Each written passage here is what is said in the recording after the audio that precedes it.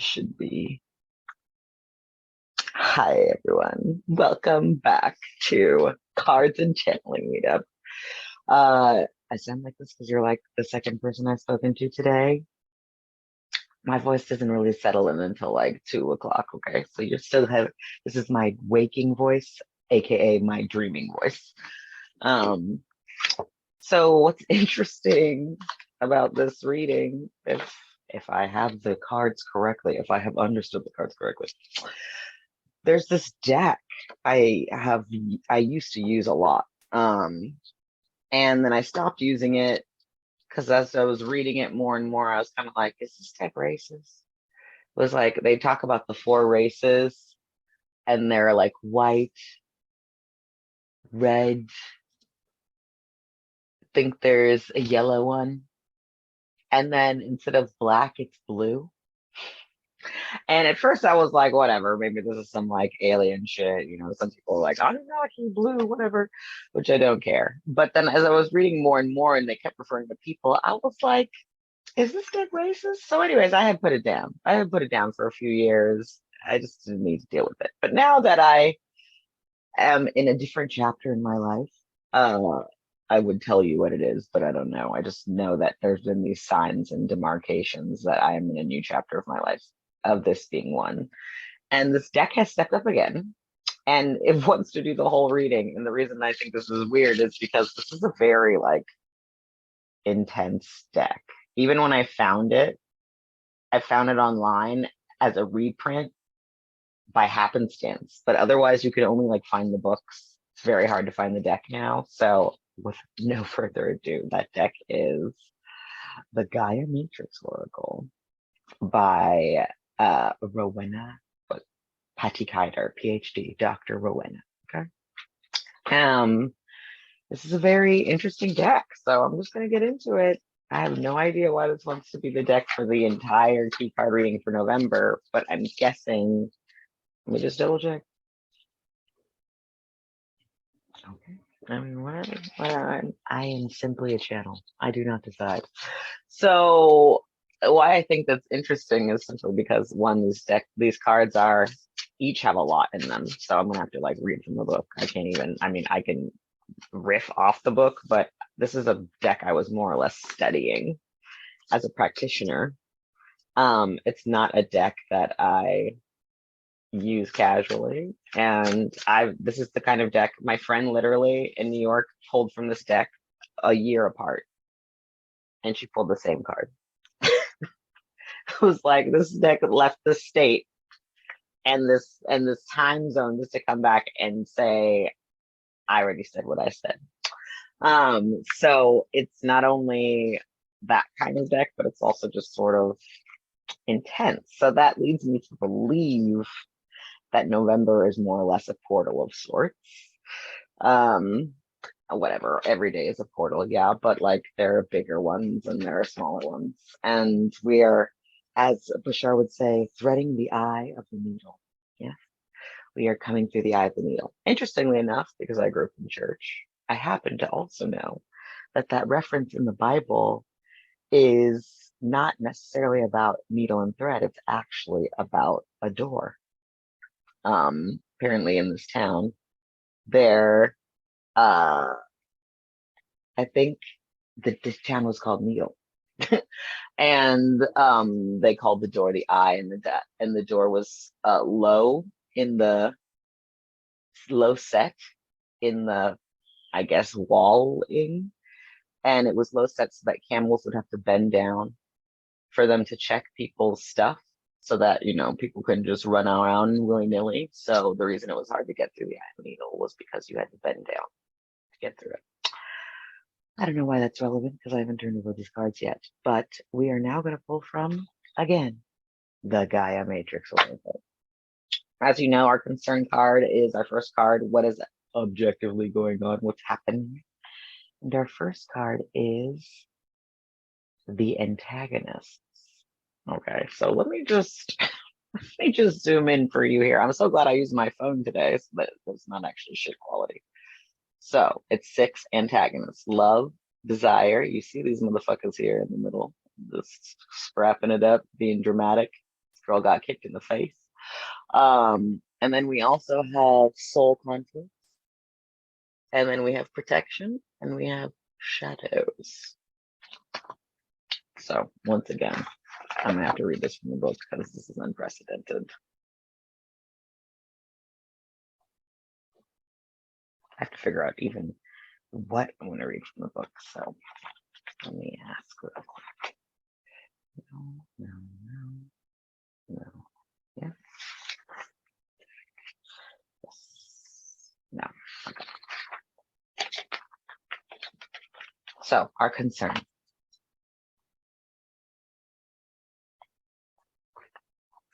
You have a challenge to change destructive tendencies into creative activities, which will benefit those near you.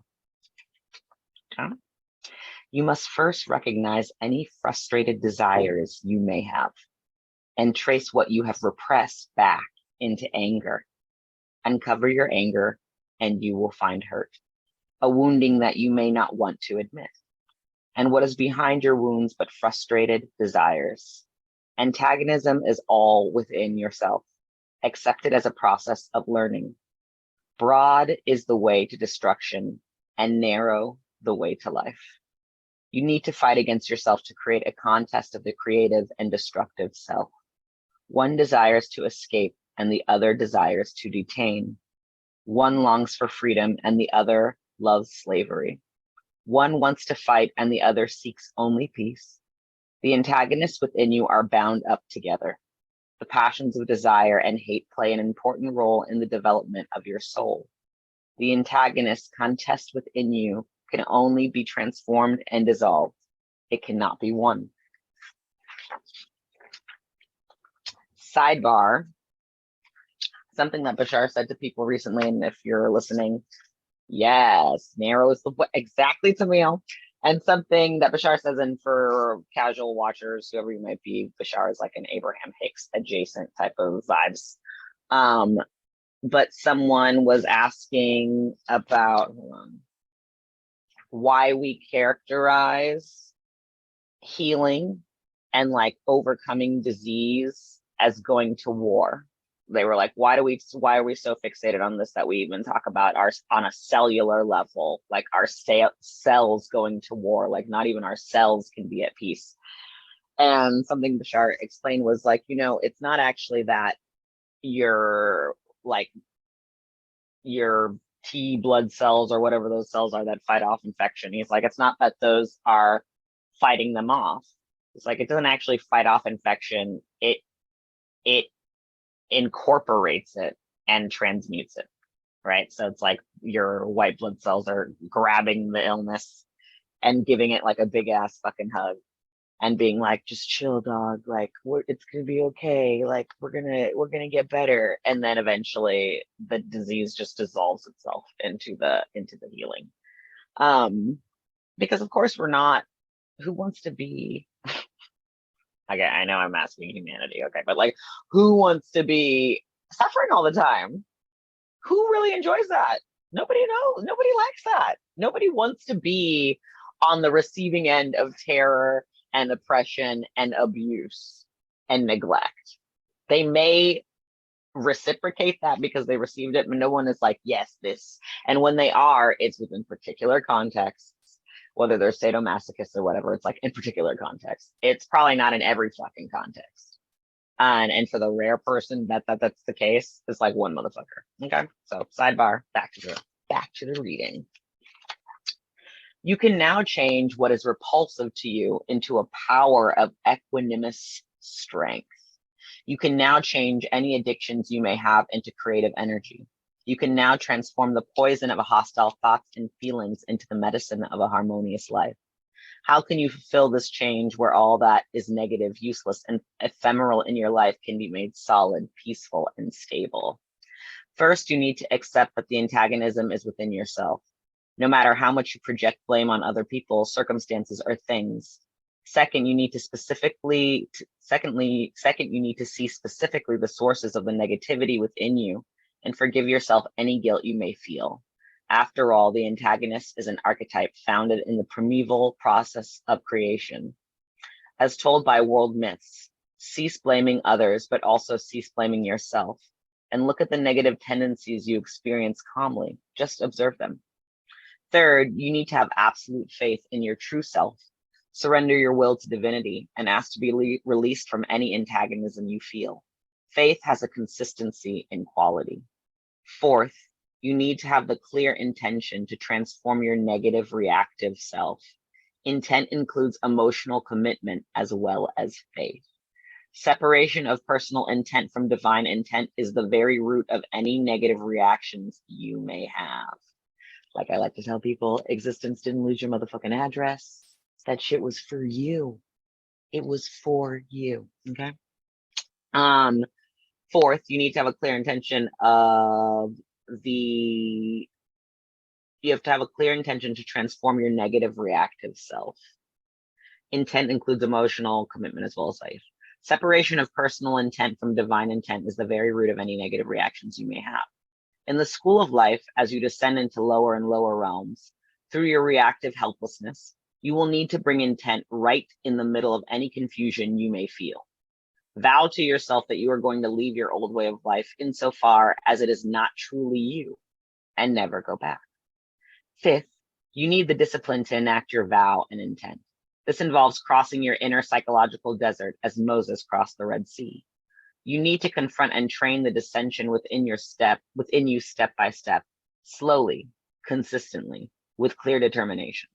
Sacrifice negative habits by loving yourself as you truly are. Oh, I know I'm gonna do my taxes. I'm gonna do them. I'm gonna do them, guys. I declare I will do them. Okay? Self-acceptance can turn pain into compassion. Then direct the poisonous serpents of mutual antagonism towards your own deep self-acceptance. These polar tendencies can tear you apart, devour your vital energy. The number of years and amount of creative accomplishment depends on your vital energy. When your chi, which is your vital subtle energy, expires, your life will also expire. Therefore, give up throwing your life away. Cherish each moment of each day as the essential dew, the nourishment of life. All is a gift. Allow gratitude to well up within you. For this self-discipline, you need to cease comparing yourself with others. Everyone has unique needs and patterns of growth. Antagonism is widespread, but its expression is diverse. Comparisons only lead you to envy or hatred. Observe and love others for who they are. As you live your life more truly, you will be able to see the true essence of others also. Finally, and throughout all stages of your self-determination, let God, existence, the divinity of many names and many cultures, speak to you. They may say, when you think of yourself alone, you deny me within yourself. Then your image is limited, for the pattern of my balanced, rhythmic, harmonious images within you cannot be then seen, nor may the glory of my light be seen within you, nor will you be nourished nor whole. Allow me to guide you, and your whole life will become radiant. If you can't tell, Dr. Rowena is like Gen V, whatever comes before X. She's in those generations. You can tell because of the way she writes. Discipline is the most compassionate thing you can do for yourself. Direct your life between limits set along guidelines. Direct your life between limits set along guidelines. The product of your polarized power must be directed according to your intent. Otherwise, desire will drive you hither and thither. Discipline might better be called path working. Path working is acknowledging conflict between two tendencies, bringing them together through self-acceptance. Intend a direction in alignment with divine will, and then continue into a new dimension of awareness. Look for old, useless roots and weed them out. Look for new creative seeds and cultivate your daily life to nurture them to sprout new roots and shoots. Strong and steady, penetrate to aligning your inner and outer world with divine will. Okay? The affirmations for this card are, I face denial without blame or fear. I have the capacity to discipline myself, watch reactive tendencies, and find freedom within limits. Discipline is path working, yes. I change the poison of hostile thoughts into medicine of compassionate self-acceptance. Okay? I mean, there's not too much more that I need to say because I told you this book is intense. I was studying this shit. Like, this is advanced. This one card, yes, okay? And this is the concern, okay? Also, we're also going into like this preliminary election month, right? Like in a lot of states, there's elections happening next month, right? So we are literally dealing with the antagonism. We know that there are several things on the ballot, including indentured servitude, enslavement, misogyny, all these things, xenophobia, all these things, ableism are always on the ballot, and they continue to be on the ballot. So it's like we really are at this threshold of people being the embodiment and the representation of not only what they believe, but what they understand, right? And I think why that's significant as a concern is because sometimes we get distracted by other people's distraction. And because other people are severely distracted, we become concerned as if their influence over themselves and their subsequent influence over us outside of them, who's paying more attention to them than we need to, because we're not them and they don't belong to us. But like that is somehow of a greater influence than your own behavior and your own decision making over your own life.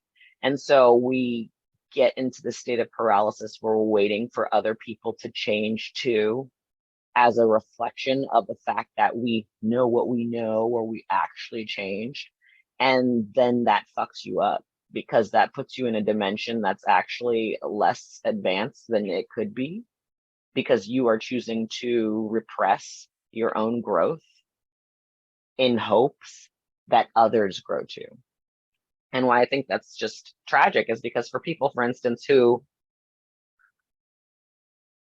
people will make these very strong statements. People will make statements like, all people are like this, or this will never happen for me, or they will never get it. And when you say those things, you better understand whether you mean that, because do you really want to resign yourself to a dimension where motherfuckers never get it? Because if you need to believe that, then you do. If you need to believe that people will never get it, then you resign yourself to a dimension where people never get it. If you just keep don't know mind, aka dynamic neutrality, aka mind your business medicine, like, then whatever happens happens and you're just along for the ride. But to need to predict the outcome, to need to assume the outcome based on past outcomes, is also to make yourself beholden to the past. And as we know, better is not behind. And as we also know, there's nothing behind us where the motherfuckers had it all figured out. That shit is ahead, but it's not behind. So don't resign yourself to the past simply because in the past some shit was true. Shit could be true in the past that we do not want to be true again. And if we intend for that, then that means acknowledging the potential of future where that is not the case. So I think that's an important aspect of antagonists. And as you see people, campaigning, whether that means politically or just parading their beliefs out, being more free. I mean, we're going into holiday season, you're about to hear people running their mouths all kinds of ways. So just pay attention. Just pay attention to what people are campaigning for, what dimension of reality they are showing that they understand themselves to be a part of, and then use that as a reflection and decide whether you wish to join them there. And if you don't, then you need to be more understanding, more compassionate, more neutral, more impartial than them, which means that you also don't need to convince them of anything. You also don't need to prove anything. You need to just mind your fucking business and lead by example. So we starting with the antagonist, which means that we're going to go into 20. Unfortunately, I don't know. We'll see what December brings.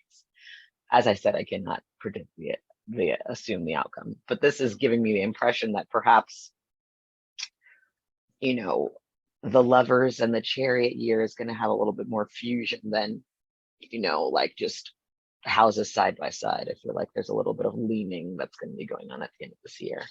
And we're going to be seeing a little bit more heatedness as this year ends, as opposed to it starting in 2023 in the year of the Chariot.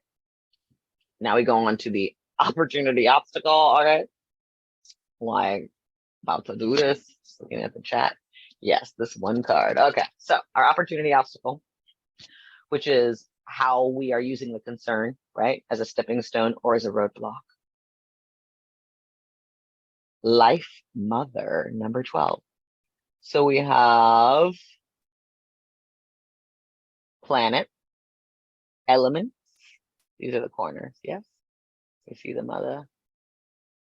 Then we have consciousness and growth, with evolution being at the bottom. So we go from 6 to 12. This at least speaks to perspective, right? In terms of numbers. So 12. And, you know, I have never pulled this card before, because when I've pulled a card, like, look at number 6. It's marked up, okay? I underlined and ting, but this one's blank. See, I'm telling you guys, I know I'm in a new chapter of life. And if you're with me, you must be too. So it says, you can now behold the world process as a living book.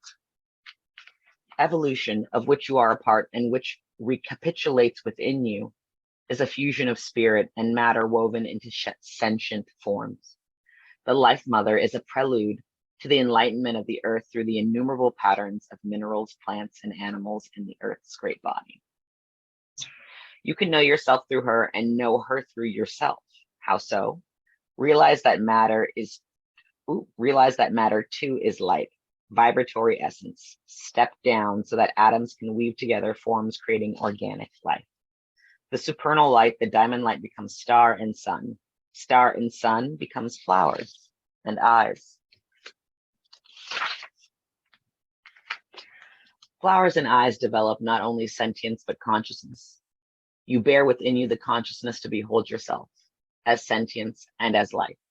The units of energy in the phenomenal world, the fields and patterns of life, are ways for the creators of the world to know themselves and ways for you to know yourself.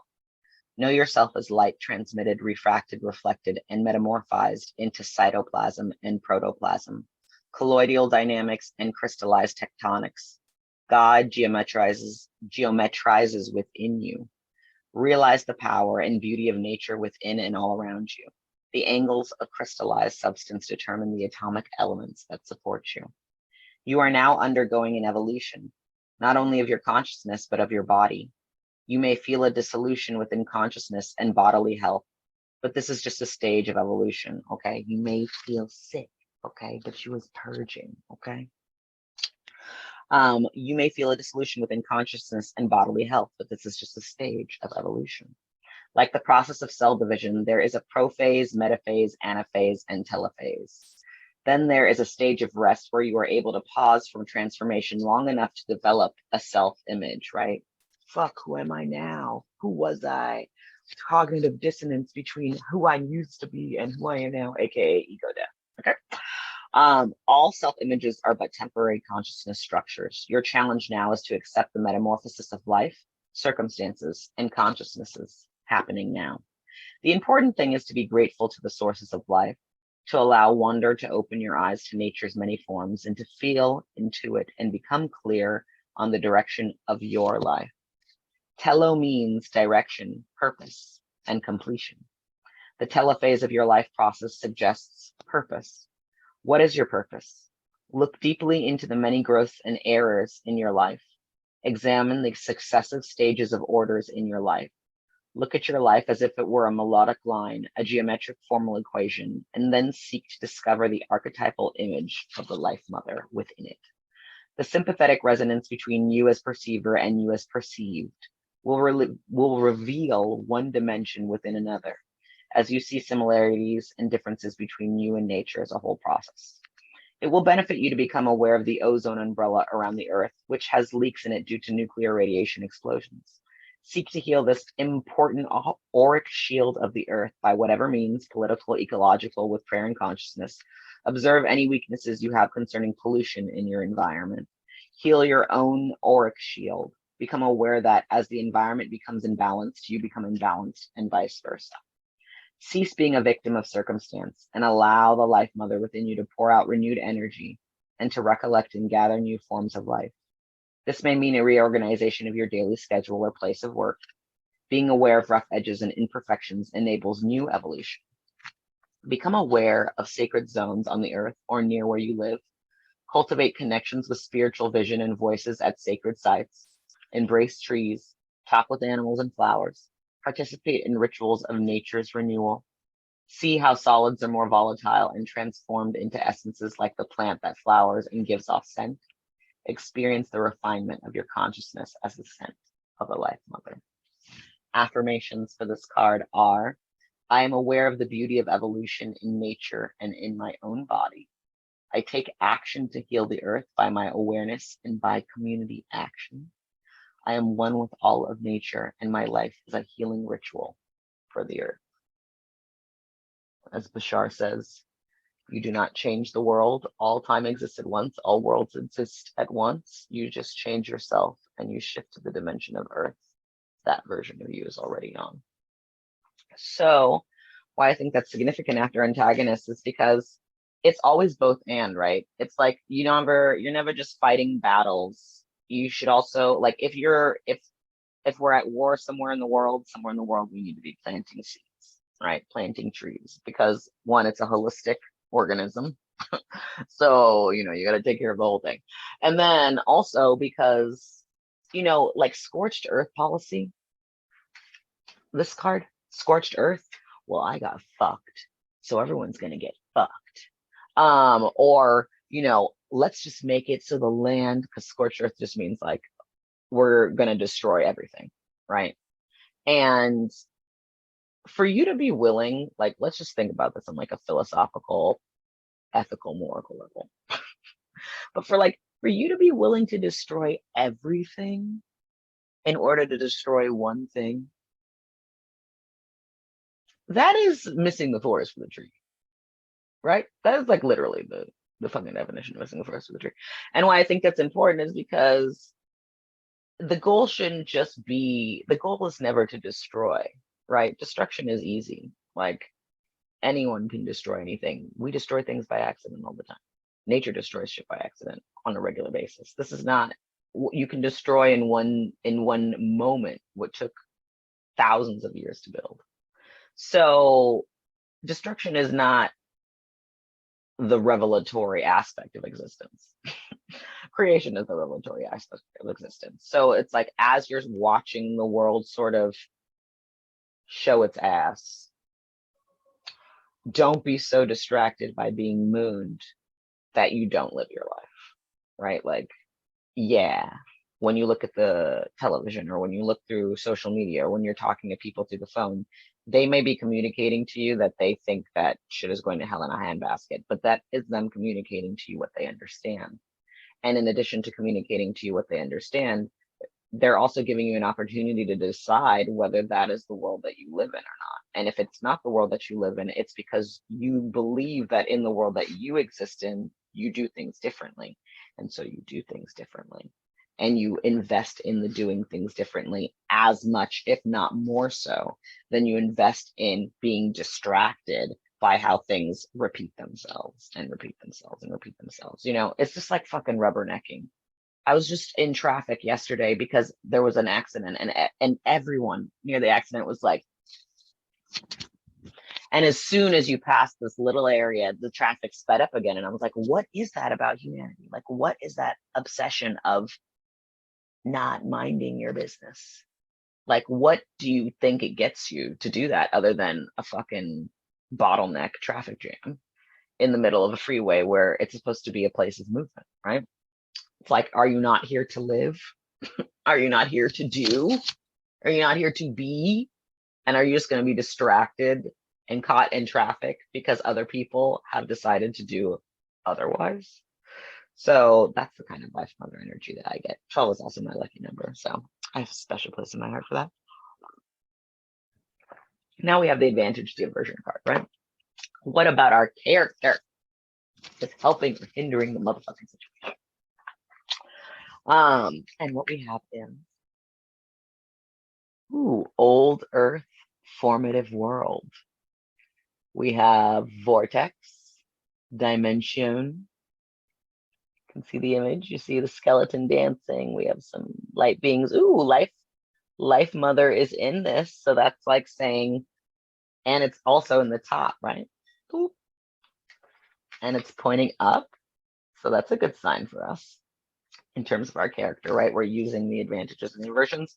And then at the bottom, we have, trying to read this shit backwards.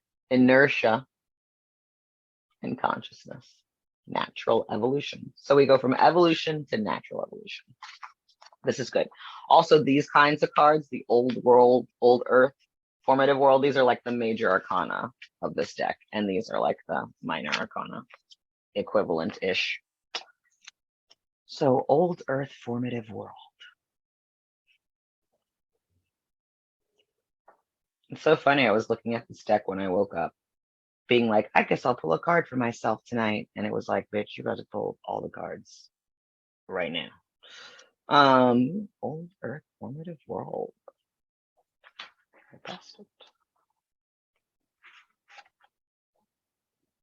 Okay. Old earth, formative. Let me see what I'm supposed to read here. Landscape. Okay, these are kind of broken into a completely different system.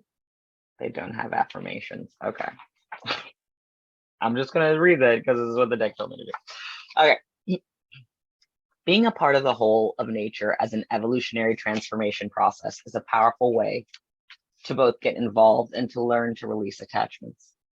This world can guide you to go with the cycles of the days and nights, the seasons, and be aware of your breath, heartbeat, and rhythms of walking, speaking, sleeping, and other bodily cycles. You can explore the imaginal realms through dreams and visions, but beware of getting lost in too much psychism. Ground yourself in your body in daily activities, and cultivate abundance in your life through attitudes of gratitude and appreciation of the fact that all of your life is a gift. The landscape. How does Gaia look through the archetypes in this card? In what environment would these archetypes choose to live? What kind of light, waters, gardens, technology, cliffs, and beaches exist in this world? What values or treasures would you find in the ground? What kind of ground is it? This world depicts the natural world in an evolving state. The landscape you envision may include this sort of beauty to be found in nature and the cycles of life and death which exist there. This world involves coming into form. Perhaps the media would best be an animated film representing both the movement of the cycles, the density and luminosity of matter, and the subtler forms of the imaginal realm. How do you show the metamorphosis of nature? So one thing about these deck cards, these major arcana cards, is like, this is old earth, formative world. There's also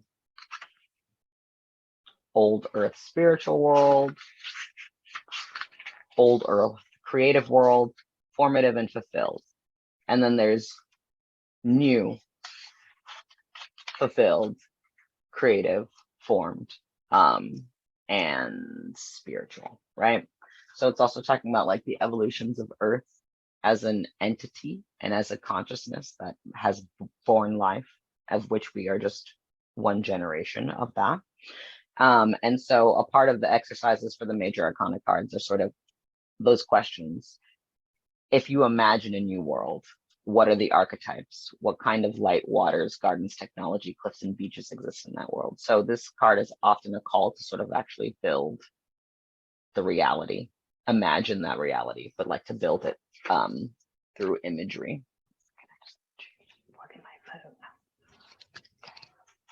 All right, gonna see if it requires me. Okay. All right. It says purpose initiated, the light of this landscape. To fully initiate your purpose and to have a clear direction in your life, you have the power of concentration and an ability to see that all of the material existence is in a state of constant change. Observe the periodic rhythms, the cycles of events, and find constancy through change. Under the influence of this world, you can come to the profound realization that existence in time is not your essence, but it is necessary to provide a vehicle for your purpose. Be aware that every initiation is a death. Be prepared to release some cherished part of yourself to step fully into your purpose. You know, when it says some cherished part of yourself, usually I find that to mean control, right? And the etymology of control means against the wheel. So it's like the path of most resistance, not using gravity, not using how things are actually shaped and formed, not using the circumstances at hand, but instead like doing the most, essentially, to do the least. Doing the most to do the least. There is a Black proverb for every scientific philosophy. Okay. Number 2, resources in environment, the media, music, dance, holograms, clay, rocks, and paint of the landscape. To fulfill your aim, you can draw on vibrancy and density. Yours is not a protective environment, but it provides you with rich insight on being in a physical body. With this world's influence, you are destined to be comfortable with death and the cycles of life. By accepting the circumstances and problems you encounter, you can develop cellular vibrancy, epigenetics, and the resilience necessary for active response. And it says yours is not a protective environment. If you need protection, right? Like imagine a world where you wouldn't even need protection. That like the climate is temperate. You could walk around butt naked. You could sleep under the stars. There's no predation, so there's no predators. You don't have to worry about anything coming to get you in the night. Like, so that's what they mean by this world is not a protective world. It doesn't need to be. That's not the focus. People are fine. Things get along. Shit is okay, right? 3, inner world, the composition of the landscape. This world empowers you to perceive multidimensional vantages and have insight into the micro and atomic levels of life. Because of attention to detail, you can use your time well to organize departments within your business or home. You can respond to cycles and revolutions of change and create effective routines. What I also really like about this in the setup is this is the advantage aversion card, right? It's like, what about our characters helping or hindering the situation? And all these cards are saying, all these descriptions are saying, you can do this, right? So it's like, you are always capable of whatever you determine yourself to be capable of and what the circumstances determine. But first you have to be determined and then the circumstances will respond to you. It's not that they define how determined that you can be. 4.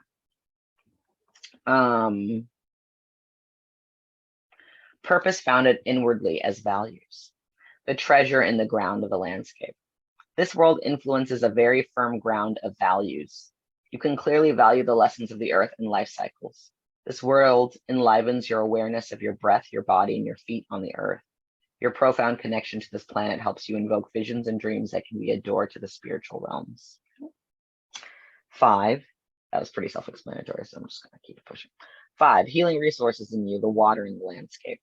This world governs time, so you can draw on that wisdom for patience in all that you do. It also allows space for your healing. Nature as it is, even in the old earth, can be a great healer for you. You can also find all of the nature within you. Allow yourself to die and find new direction. Die is in quotations. Allow your being to reground in a new way. Nourishing organic foods on a regular basis and body work can help revitalize your body so you can access your mental and spiritual powers, right? So it's like fortify your health. Use this holiday season to nourish yourself. You're going to need all that strength for the year of the chariot, okay? Number 6, social order. The towns and cities in the landscape. This world helps you to understand groups as organic processes rather than fixed structures. You can be aware of the cycles, the little deaths, diverse polarities, and pendulum swings in all social networks. You can see how your inner and outer life move harmoniously or discordantly together, and you can bring this wisdom into your group. Does your group divide matter and spirit, the functional and emotional, into an opposition? You see how polarities are mutually co-joined. Share your insights with others. This weekend, as dressed as Cruella de Vil, I had to tell off a man who was dressed as Kevin Hart, dressed up as The Rock. So it was like meta, right? He was Kevin Hart, dressed up as The Rock. So it was like a costume within a costume. But he kept being like, he kept saying things. I wasn't even talking to him. He was talking to my friend. I was talking to my other friend, but I kept overhearing him say these things that I was just like, are you okay, sir? But he kept being like, I figured out how to, have no emotions. Like basically that's what I overheard him say. It's like, I figured out how to have no emotions. And I was like, do you think there's something wrong with having emotions?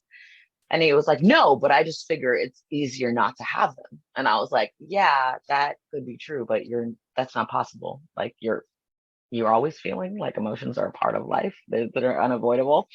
And then he proceeded to try and explain to us women why we felt the way that we felt.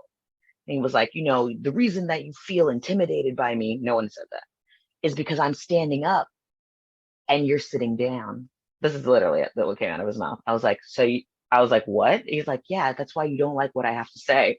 So why I say that is just because why is he making opposition out of something that doesn't, it's not bad to have feelings. You don't need to make feelings your antagonizer. They're communicating to you just like the intellect is communicating to you, just like the body is communicating to you. So like, don't create opposition where it doesn't need to exist. There's already enough division and polarities. You don't need to, create them where they aren't. And because he insisted on creating them, I had to tell him, I literally had to banish him. I was like, go inside and leave us alone. So he created yet another division. Number 7 is purpose embodied, the organic life in the landscape. This world involves the healing of nature. With its guidance, you will be able to feel your oneness with all of nature, all of evolution, and experience the subtle electric charge through your body chemistry. You can heighten your awareness of your dream body, which on a subtle level is connected to the stars and planets. Feel the space and expansion in your body as if every cell, every atom were a star in space. 8, communion and communication of resources, the atmosphere and the landscape. This world helps you observe the patterns of life in nature, the signatures that spirit leaves in stones, plants, animals, and stars, and share this with your others. Chemistry is a language of matter which has a precise periodic order which may be valuable for you to learn and to use. You can also explore the territory of visions and dreams. Astrology is a powerful language of the timing of events, which you can use to commune and communicate with others. And finally, number 9, destiny fulfilled, the places where sky and earth or water and earth meet in the landscape. Through the influence of this world, you can explore resonance through sound, color, and the chemistry of things. You might dance, creating movements like dancing matter that are attuned to the evolutionary process of life. Use images as guides to your process and imagine your death as a resonance bath where only the purest vestiges of you remain. What is the quality of life that continues beyond your death? Right? So like so much of survival and supremacy ideation and white cis heteropatriarchy is people being so fixated on the moment, the day, and the life that they don't understand how what they do leaves a lineage of thoughts, feelings, behaviors. Like the unfortunate cycle of men being emotionally uncommunicative, not making that clear to their sons, not communicating clearly about their angst and their feelings, being lonely in older age, not communicating that to younger men, not helping men understand that like it is not okay, like they're not okay, and this legacy of just silence and then dying in pain and silence and then passing on that inheritance epigenetically, to the lineage of people who didn't understand that things would be this way because no one talked about it and no one communicated about it. And obviously just nihilism and this idea that we need to survive. We're obviously on an earth that is highly diverse and abundant and has never required us, our generation of people, to survive. But it has required certain like historical lineages of us to survive in specific times. And then of course there's also specific seasons where we have to be highly alert. But in general, these are things that are systemic and patterned. They're not things that are unpredictable. We know there's a hurricane season. We know there's a tornado season. We know when there's times and places that things are more predictably unpredictable. Because I was going to say unpredictable, but it's like that season, it comes every year. But we don't intend for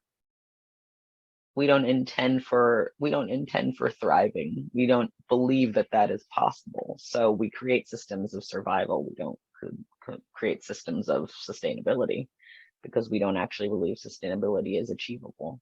And that even if it were, that's humans wouldn't let it happen because of all the things that we say that humans are and are not.